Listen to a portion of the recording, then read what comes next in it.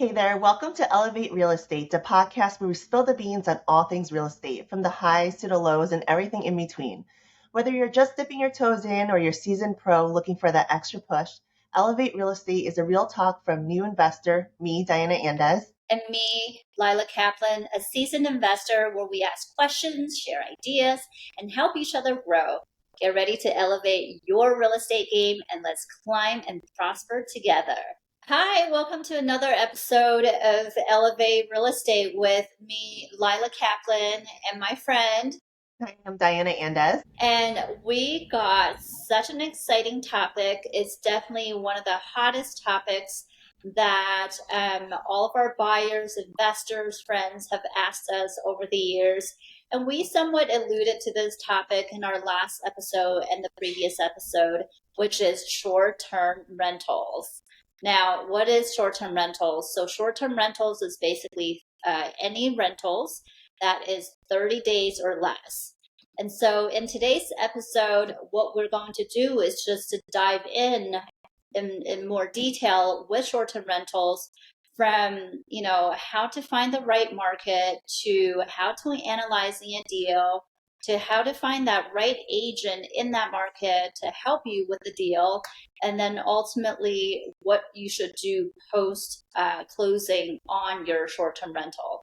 So both me and Diana have short-term rentals ourselves. I have about 5 short-term rentals, and I know Diana just started this journey on the short-term rental space out of New Jersey.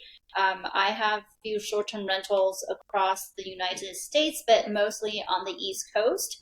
And why did I invest in it? Is because I just love the option of being able to use it for family vacations.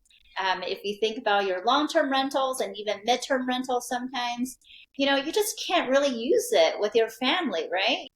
And so it's a fun way to, go to a market, buy a short-term rental and be able to use it and build that tradition and family memories with, your loved ones. So what do you think, Diana? Is that why you bought your short-term rental?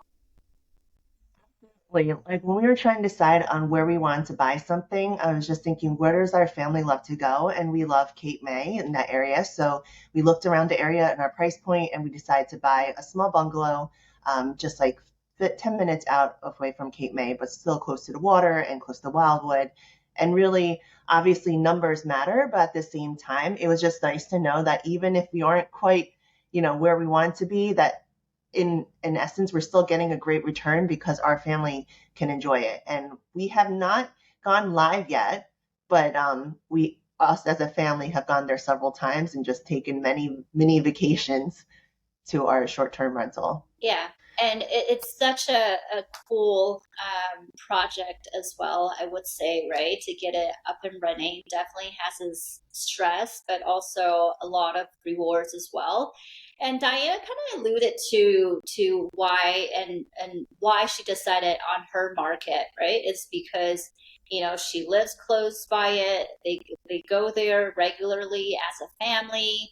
And so that's kind of how you want to think about where you want to discover your first short-term rental, I think, is to find a market that you often travel to or have traveled to in the past, and then see, what are the options out there. So my first rental was actually out of Hershey, Pennsylvania. So my journey was a slightly different because I had few long-term rentals already. It wasn't producing the income that I wanted to. And so because I was in an area where there is a large theme park, but also a large medical facility as well, me and my business partner decided that we were going to pivot and go from a long term to a short term rental, and that's how I really discovered the short term rental space, or the bug that everybody has. And so our second short term rental with my family was a little bit more strategic, and we wanted to see. Like where do we go? Where have we gone in the past that is short term rental friendly? And that's when we realized that we used to go to a place called the Great Smoky Mountains. It is one of the largest national parks. There's about 12 million people who actually go to the Smokies.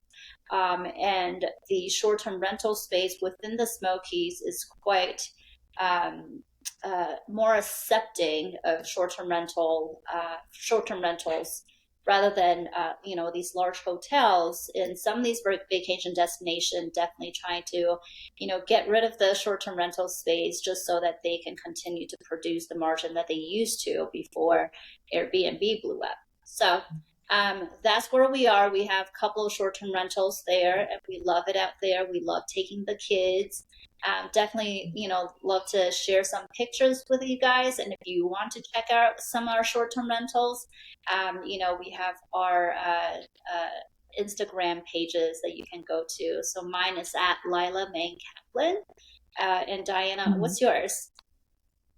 Well, my Instagram page is diana.housemaidhome, but then I also have one just for the vacation rental, kind of like posting our updates as we go along, and that's Cape Bay Cottage. So Cape BAY Cottage. Lila, that brings us But to a really great point where you were saying about Smoky Mountains was really renter friendly. And I think we want to get into, so like if you want to buy short-term rental, what are some things, now that we've talked about location, what are some other key metrics that you need to look at? And before you even get started, I think knowing whether or not they're short-term rental friendly is really important. As you know, it's like an industry that's blowing up. So there yes, are a lot of towns that are now imposing restrictions on short-term rentals. Like if you're not grandfathered in, some places aren't allowing it. A lot of places, like even in the right, Carolinas, where they're doing condos and people bought condos thinking that they're going to rent it out. Don't forget, a condo or townhouse has an yeah, HOA. And if the HOA changes their rules, you're out of luck. There's nothing you could do about it. So those are all things that you need to think about when you're purchasing something is whether or not they are friendly and they allow short-term rentals. You have to check with the town. And is there a possibility of them changing the rules and what are you going to do about it? yeah. Absolutely, Diana. You made a great point, and that's something that I was going to say as well. Is knowing what those restrictions are is so critical to your first purchase. 'Cause the last thing that you want is to buy a property thinking you can short-term rent it, and then realize that the city doesn't allow you to do so. Typically, some of these short-term rentals can have a premium when you buy it, so you definitely don't want to lose money just because you thought you can do something and then you can't. And how you go about to find these restrictions is really going to the county websites, going to the city website, and just type in short-term rental ordinance. And typically you can find exactly, whether you can do it or not. In most major cities, I'll have to say, unless you're somehow grandfathered in, there's very little chance or very little, pockets of zip codes where you can actually now do short-term rentals. You in the past, New York City was, very booming with short-term rentals, and now they have put very strict, laws into place. So for me personally, I don't invest in any urban areas whatsoever. I look for vacation destinations like state park, national parks, beach towns, for example, that typically the city or township or county's revenue comes from short-term rental tourism tax. So, for example, like the Smokies being the largest national park, having 12 million people who visit each year. Also, we have a beach property in Destin, is by the Panhandle in Florida, and it's a beautiful area, white sandy beaches, emerald green water, super family friendly as well. And so we actually have a beach property out there that does pretty well in terms of revenue, because they do get booked out from starting from like March until I would say October, November. So that being said, what do you think, Diana? What other areas are you thinking about for your next investment property? Oh my goodness, I actually, and funny you say that because I really should get this first one up and running, but I actually have been looking into Princeton a lot too. Princeton, there's a lot of Okay. it's a cool destination. It's a historic town. It's close to home, but at the same time, like the alumni support in Princeton is just crazy. Like they come back year after year, and it's a big event. A lot of parents, when the kids move in, the parents also need some place that they could stay short-term rental, and they don't really have too many hotels that are like walking Right. distance to Princeton University. They are building something, so it'll be interesting to see. But I just thought like, oh, that's not a bad idea. Just you'll have alumni, parents dropping off their kids, people who are just coming into town to visit. Yeah, so that's a great way of, just knowing that small pockets of areas in your backyard that can actually do short-term rentals. So those are really, hard to find, but when you do find them, they definitely, can be a very valuable investment for you. Um, so now that you know where you want to buy the short-term rental, I think the next question is, how do you know this is a profitable investment for you?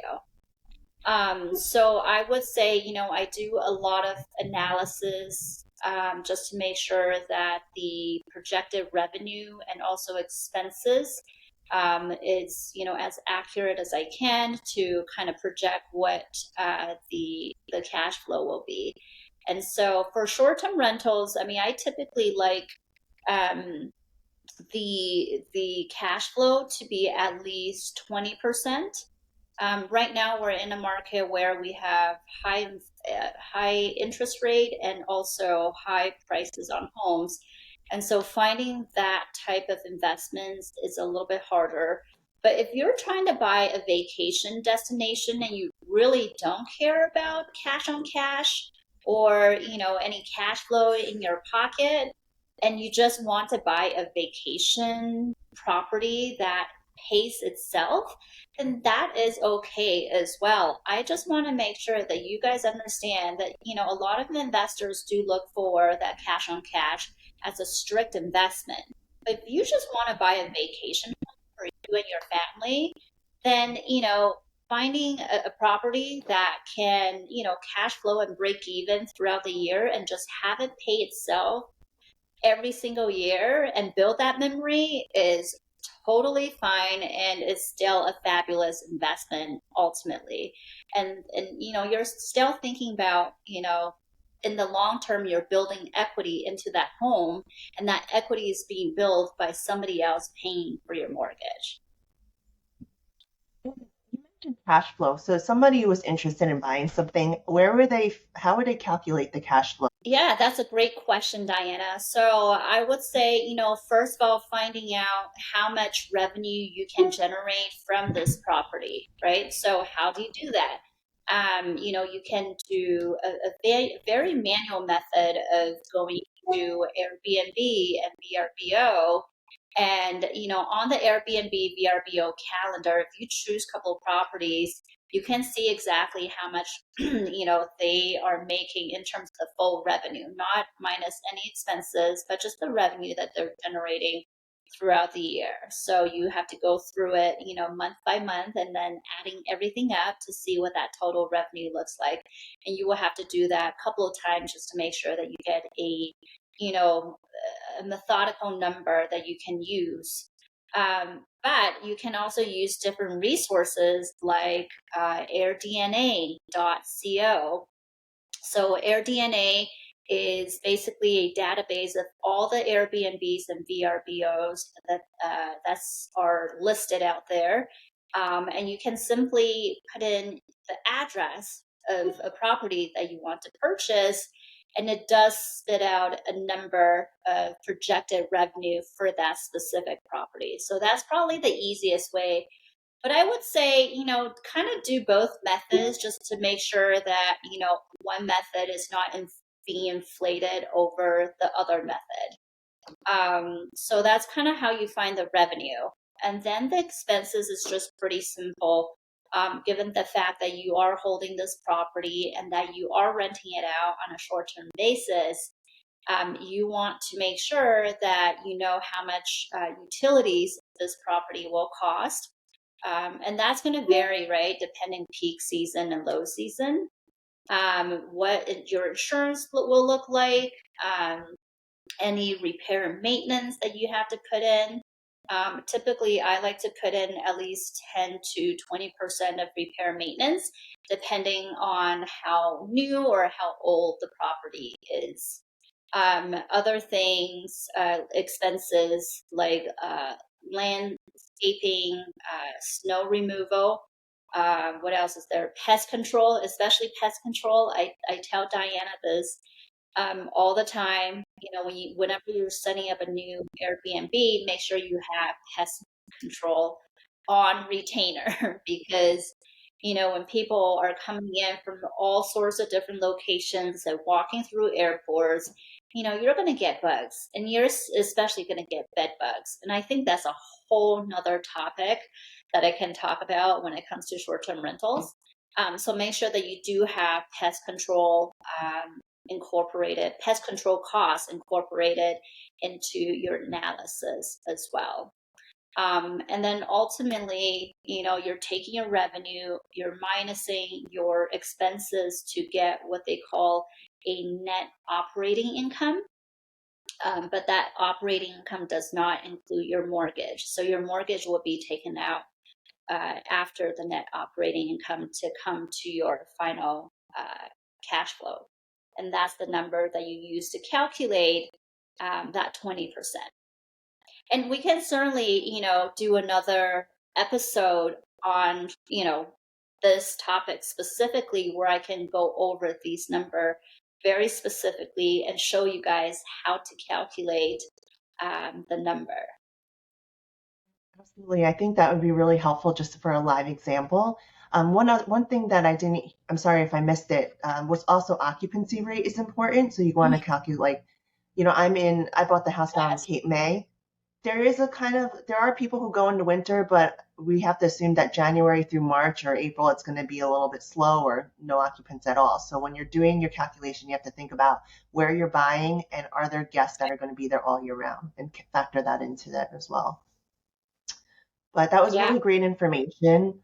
I think hopefully that was helpful to you guys in learning a little bit more about short-term rentals, where to buy, how to calculate, some things to look out for. And next time we'll do an actual live calculation of how Lila gets, you know, how to get to that cash flow number. Yeah, and I was just going to ask you, Diana. So when you were looking for your short-term rental, how did you find somebody to help you? How did you find that investor-friendly agent? Great question. I actually did a lot of research on different agents in the area. I wasn't looking for a top producer. I was looking for someone who seemed like they were honest, that they understood the area, they lived there, and kind of told me like which areas were better than others to invest. How about you, Lila? So definitely do your research when you figure out which market you're in. You want to find that investor-friendly agent that is honest, because most of these investments are remote. And so you want somebody to know the area very, very well. So for me specifically, I found my agents, at least in the Smokies, through some very specific groups. So there are groups out there, brokerage agents that strictly focus on short-term rentals.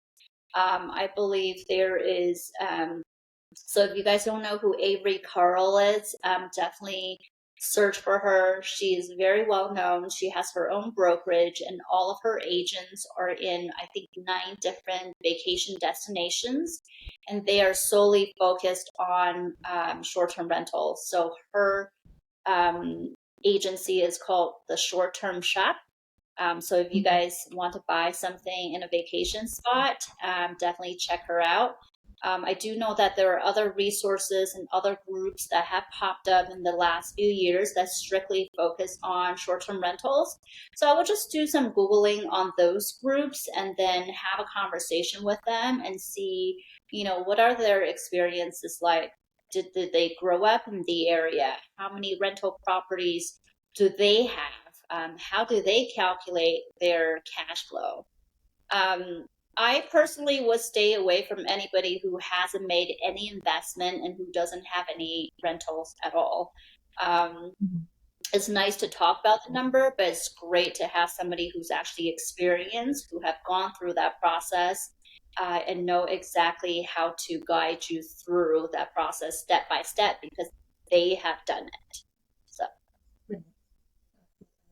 Um, Even though like I'm licensed in New Jersey, Lila's in Denver, um, if you guys are interested in a short-term rental property that's perhaps not in one of these states too, we have between the two of us, we have a huge network of people that we do know and people that we can ask for great referrals for you, and we'd be happy to. But thank you guys so much for joining us today. Hope the information was valuable to you.